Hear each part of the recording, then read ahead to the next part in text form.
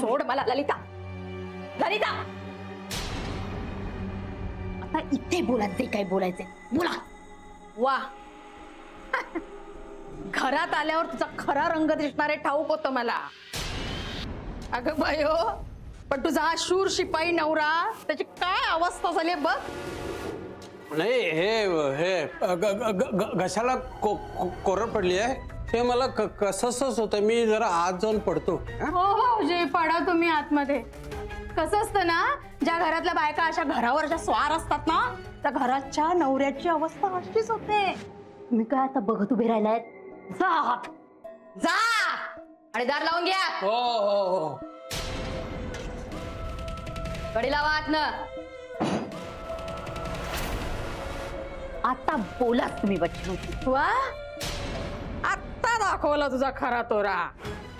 खाली मी तमाशा मांडला होता तेव्हा तुझी भित्री भागूबाई झाली होती, गरीब गाय झाली होती.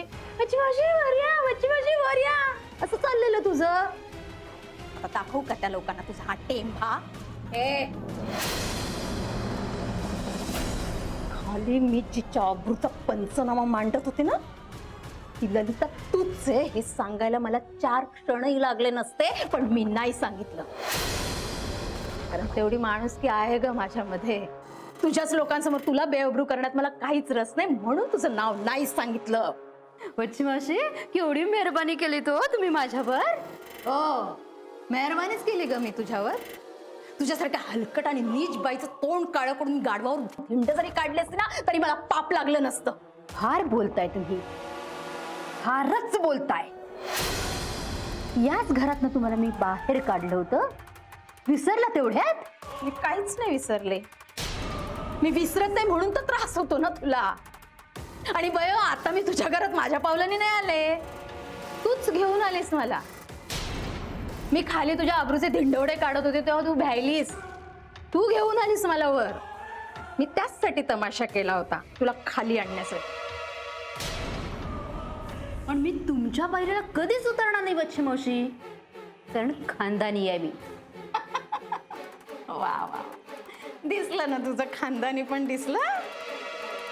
बय सोन्यासारखी सून घरात असताना आपल्या मुलाचं दुसरं लग्न करून देतेय श्रीमंतीच्या हव्यासापायी. दिसला तुझा खानदानीपणा दिसला मला. काय हवंय तुम्हाला? काय दिलं म्हणजे तुम्ही तुमचं तोंड बंद कराल? बाई ग तू काय देणार आहेस ग मला? नवीन सून कधी घरात येते आणि तिचं डबोल आपल्याला कधी मिळतं याची वाट बघणारी तू मला काय देणार ग? 1 लाख रुपये तर मी फेकले तुझ्या अंगावर 10 दिवसापूर्वी. आत्ता नीलला फोन केला ना तर 2 मिनिटात बिंग फुटेल तुझं. काय करायला काय हवंय मी तुमच्यासाठी?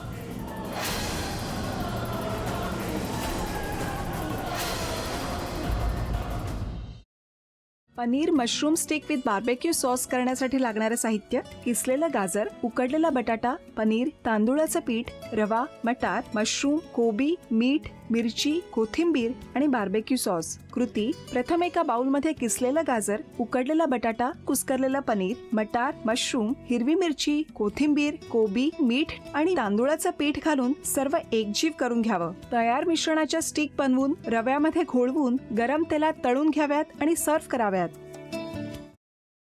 मामी, कोणता भक्त हाक मारतो आहे? ध्यानात इतके मग्न आहात. बाणाईला भेट घ्यायची आहे देवी. वाटलंच मला, ही अस्वस्थ असणं स्वाभाविकच आहे. तिच्या दृष्टीने हे सारंच गोंधळून टाकणार आहे.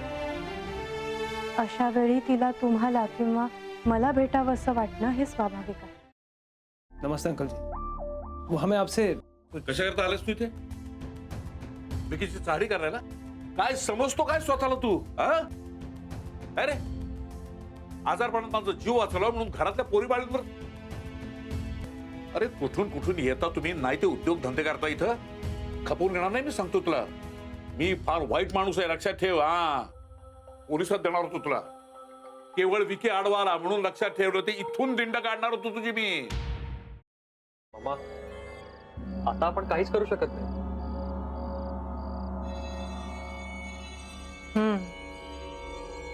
पण आर्चिस, हे असं कसं शक्य आहे?